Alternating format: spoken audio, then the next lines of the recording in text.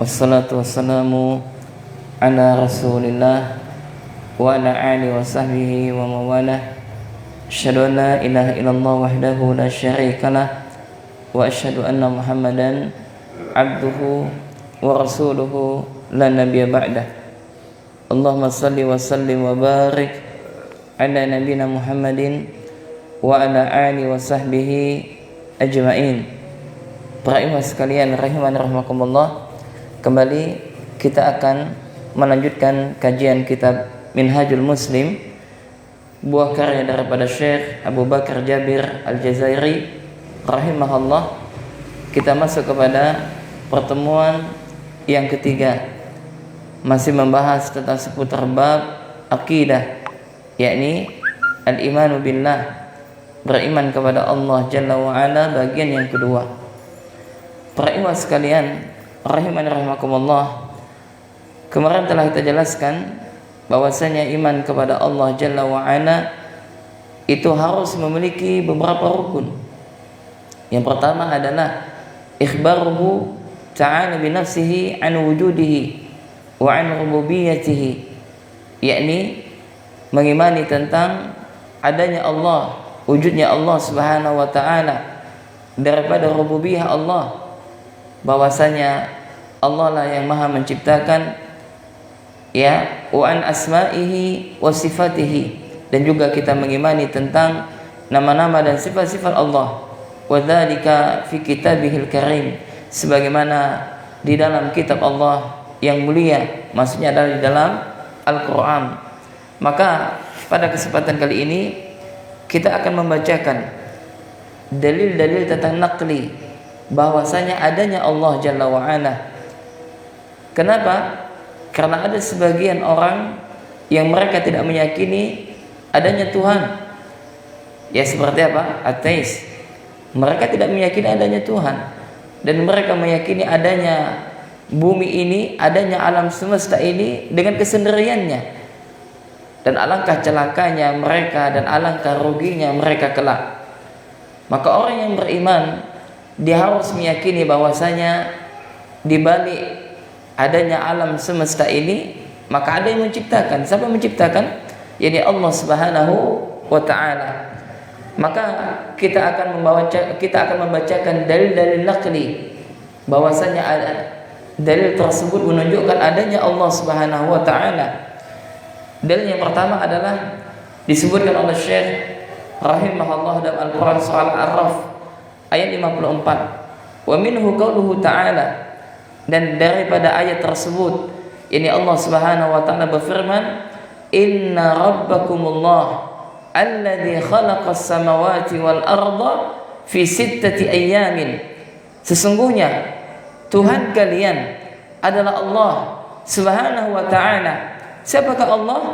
Dialah Allah, zat yang telah menciptakan langit dan bumi, fi sittati ayyam, di dalam 6 masa atau di dalam 6 hari. Summa stawa 'alal arsy, kemudian Allah Subhanahu wa taala beristiwa di atas arsy. Yurshil lailan nahar yatlubuhu hathithan, dan dialah Allah Subhanahu wa taala yang telah menutup malam kepada siang dan yang mengikutinya dengan cepat. Maksudnya adalah Allah lah yang menggulirkan malam dan siang. Ini menunjukkan tentang apa? Kekuasaan Allah. Adanya malam, adanya siang, itu bukan terjadi dengan sesuatu tanpa yang mengaturnya. Ya, kemudian Allah Subhanahu wa taala melanjutkan di dalam firman-Nya, wasyamsa wal qamar wan nujuma musakhkharatin bi amri. Demikian juga matahari, ya, bulan, bintang-bintang masing-masing tunduk dengan perintahnya, tunduk dengan perintah Allah Subhanahu wa taala. Ala lahul khalqu wal amru, dan ketahuilah sesungguhnya yang menciptakan dan memerintahkan itu adalah Allah Subhanahu wa taala. Tabarakallahu rabbul alamin, maha suci Allah, Rabb semesta alam. Perhatikan para ikhwah sekalian rahimakumullah, di dalam ayat ini Allah Subhanahu wa taala menjelaskan kepada kita yang pertama bahwasanya Allah, Dia adalah Rabb kita. Allah Jalla wa'ala adalah Tuhan kita. Siapakah Allah? Dia adalah Khalik. Dialah Allah yang telah menciptakan 7 lapis langit dan 7 lapis bumi di dalam 6 hari, di dalam 6 masa. Ini menunjukkan tentang terdapat hikmahnya Allah. Bukan berarti Allah tak mampu menciptakan 7 lapis langit dan 7 lapis bumi dalam sekejap, tidak. Akan tetapi di sini terdapat keagungan, terdapat kemuliaan, terdapat hikmah yang telah Allah Jalla wa'ala lakukan, yang telah Allah Subhanahu wa ta'ala perbuat. Kemudian yang kedua, Allah menjelaskan bahwasanya Allah itu berada di atas arsy. Ya, dan arsy itu adalah makhluk. Dan ingat, ketika Allah menyebutkan berada di atas arsy, kita menetapkan Allah itu ada di atas arsy. Jangan kita takwil, jangan kita samakan Allah dengan makhluk. Ingat, di dalam Al-Quran, dalam surat yang lain Allah sebutkan laisa kamitslihi syai'un wa huwas samiul basir.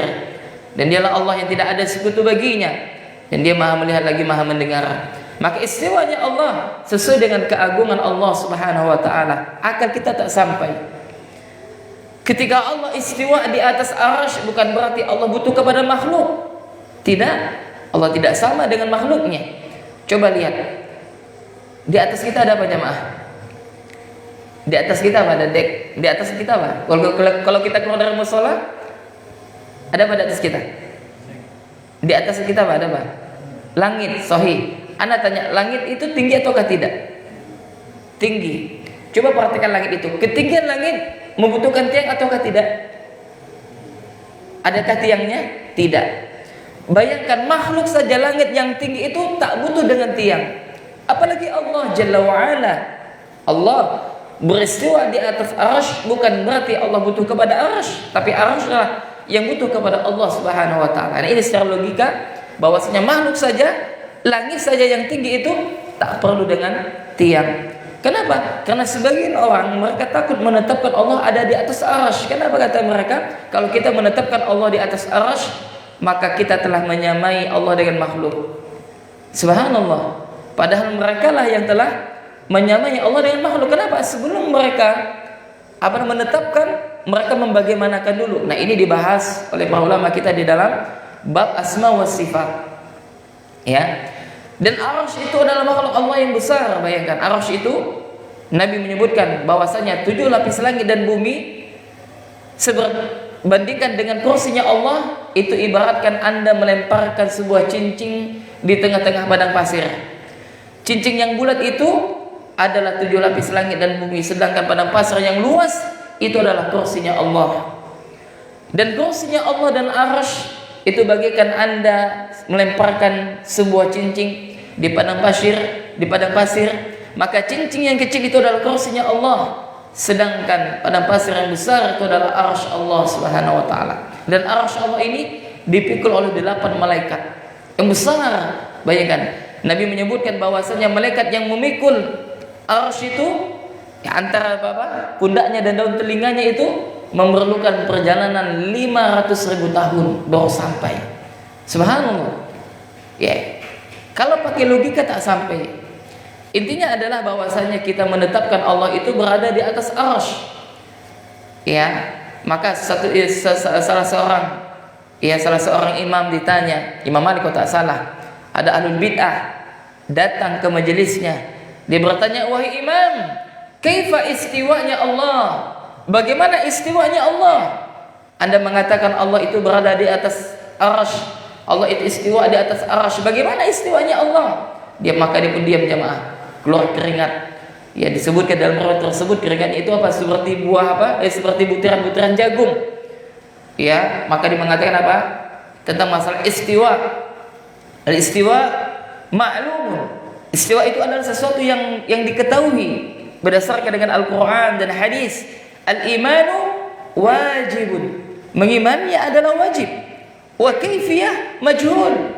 Bagaimananya istiwanya Allah tidak diketahui. Kenapa? Karena tidak dijelaskan oleh Allah dan juga tidak dijelaskan oleh Nabi. Wa su'alul bid'ah katanya. Dan bertanya tentang bagaimana istiwanya Allah itu adalah bid'ah, dan akhirnya orang tersebut diusir daripada majelis Imam Malik. Ya. rahimahullah. Nah, ini menunjukkan bahwasanya para salaf mereka tak pernah bertanya bagaimana istiwanya Allah. Ya, kenapa? Karena mereka cukup beriman tentang istiwanya Allah. Tak boleh kita tanyakan bagaimana. Tak boleh kita merubah misalkan. Ya, nah inilah akidah Ahlussunnah wal Jamaah, menetapkan apa-apa yang telah Allah Subhanahu wa taala tetapkan tanpa merubahnya, tanpa membagaimanakan atau tanpa mentakwil dan yang semisalnya.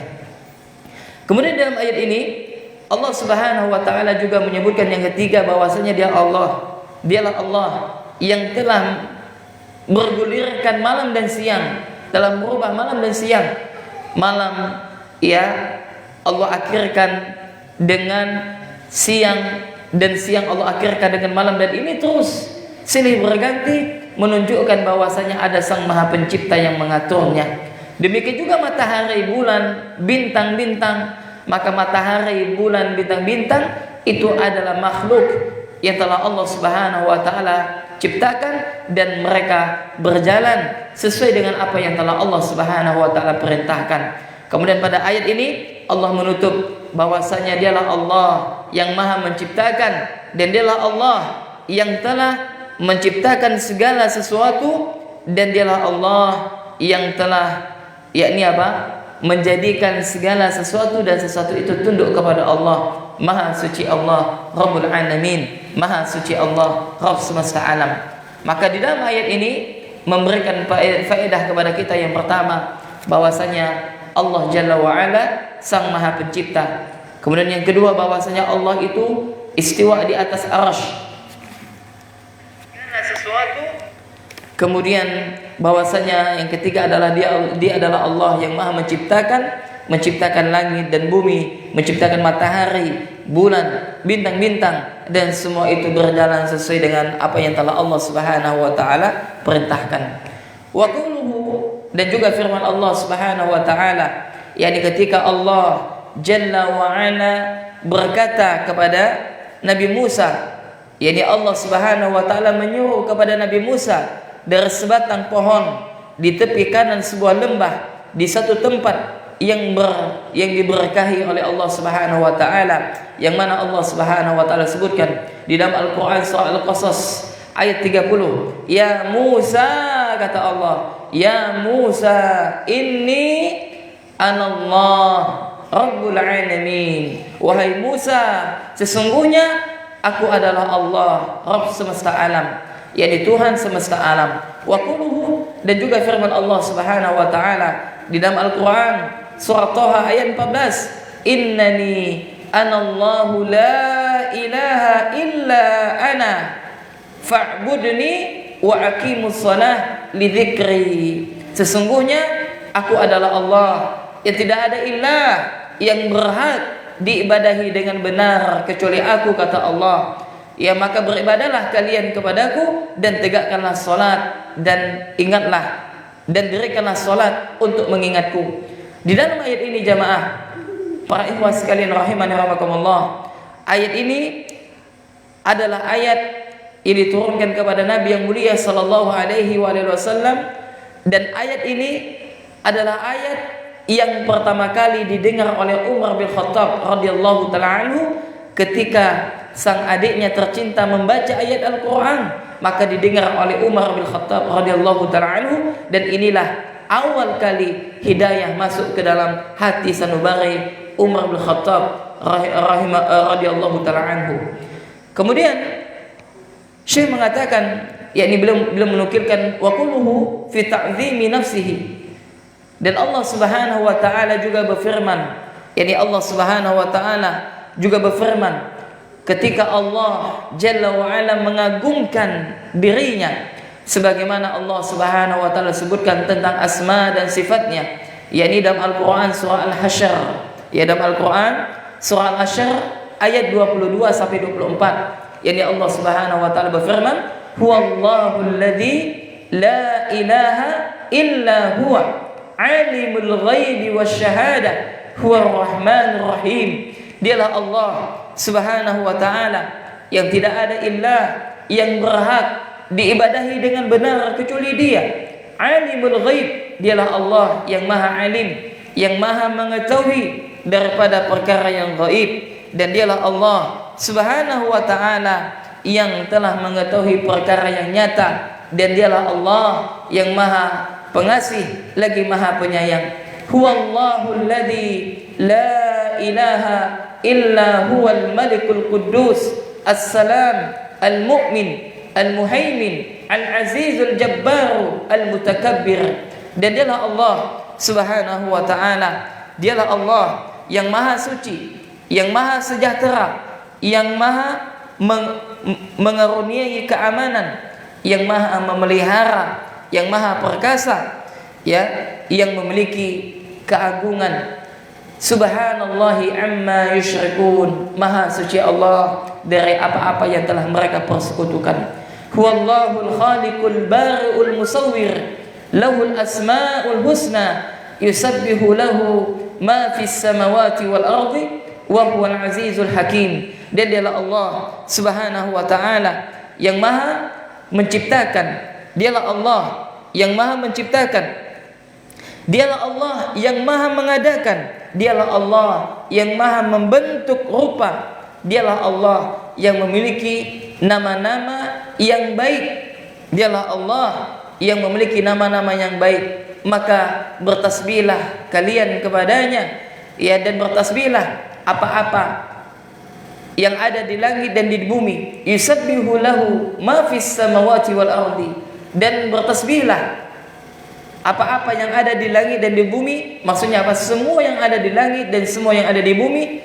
mereka bertasbih kepada Allah Subhanahu wa taala. Huwal azizul hakim, dan dialah Allah yang maha perkasa lagi maha bijaksana. Subhanallah jemaah rahimani rahimakumullah. Di dalam ayat ini Allah Subhanahu wa taala menyifati tentang dirinya.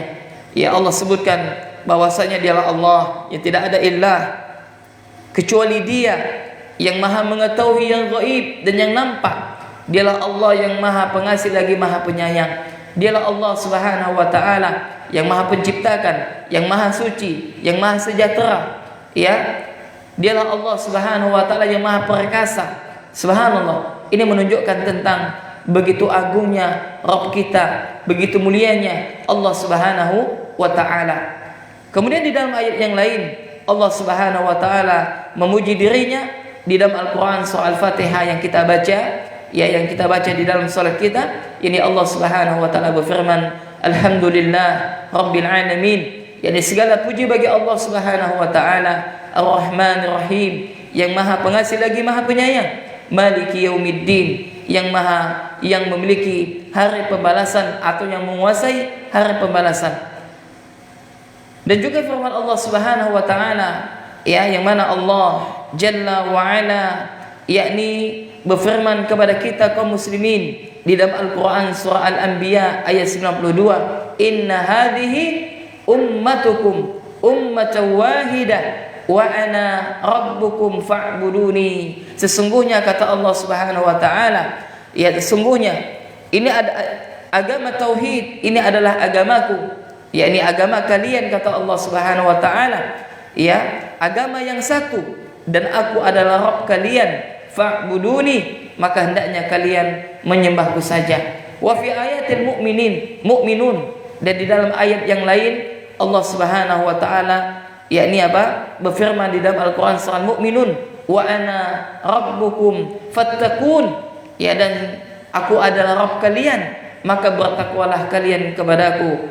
Dan masih banyak ayat-ayat yang lain jemaah para ikhwan sekalian rahimani rahimakumullah yang berkaitan dengan dalil aqli, bahwasanya Allah Subhanahu wa taala itu adalah Rabb kita, Allah adalah maha perkasa, Allah maha agung, Allah maha mulia, Allah memiliki nama-nama dan sifat-sifat yang mulia. Maka tidak ada ilmu yang paling mulia kecuali ilmu ketika kita mempelajari mengenal Allah Subhanahu wa taala. Tidak ada ilmu yang paling mulia kecuali ilmu yang berkaitan dengan Allah Subhanahu wa taala. Maka hendaknya kita semangat mempelajari tentang masalah akidah yang berkaitan dengan Allah Rabbul Alamin, yakni Rabb kita, yakni Rabb semesta alam. Kemudian para ikhwas sekalian rahimani rahimakumullah. Kemudian yang kedua, ini adalah sebagai penutup, ikhbaru nahwin, dan juga bahwasanya kita telah dikabarkan bahwasanya terdapat ada 124.000 ya, yakni terdapat 124.000 nabi dan rasul yang mana mereka menjelaskan tentang wujudnya Allah Subhanahu wa taala. Maksudnya apa? Para nabi dan rasul mereka menjelaskan kepada umatnya bahwasanya Allah Azza wa Jalla itu memiliki wujud, memiliki zat ya, dari rububiyahnya Allah Subhanahu wa taala, kemudian uluhiyahnya Allah dan asma wa sifatnya Allah Subhanahu wa taala. Nah, demikian yang dapat kami sampaikan. Ya, sebagai kesimpulan adalah bahwasanya yang pertama, kita wajib mengimani tentang adanya Allah Subhanahu wa taala. Dan iman kepada Allah adalah rukun iman yang pertama. Kemudian yang kedua, dikatakan iman kepada Allah harus ada, yakni apa? 4 syarat atau 4 rukun iman kepada Allah. Yang pertama adalah mengimani tentang adanya Allah, mengimani tentang adanya Allah, mengimani tentang wujudnya Allah Subhanahu wa taala. Yang kedua adalah mengimani tentang rububiyahnya Allah. Yang ketiga adalah mengimani tentang uluhiyahnya Allah. Dan yang keempat adalah mengimani tentang asma wa sifat, yakni nama dan sifat Allah Subhanahu wa taala. Kemudian kesimpulan yang ketiga adalah bahwasanya Allah Subhanahu wa taala telah menjelaskan tentang dirinya di dalam Al-Qur'an. Di dalam Al-Qur'an, maka kalau kita membaca Al-Qur'an, kita menghayati, maka di dalam Al-Qur'an terdapat ilmu yang berkaitan dengan Allah Subhanahu wa taala. Oleh karena itu jamaah, pada pertemuan yang kedua kemarin, pekan yang lalu, kami sebutkan bahwasanya seseorang itu mengenal Allah dengan 2 cara. Tidak boleh selain dengan 2 cara ini.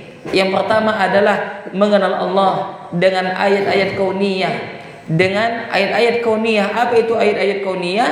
Adalah yang berkaitan dengan makhluk Allah, ciptaan Allah. Dan yang kedua adalah ayat-ayat syar'iyah. Apa itu ayat syar'iyah?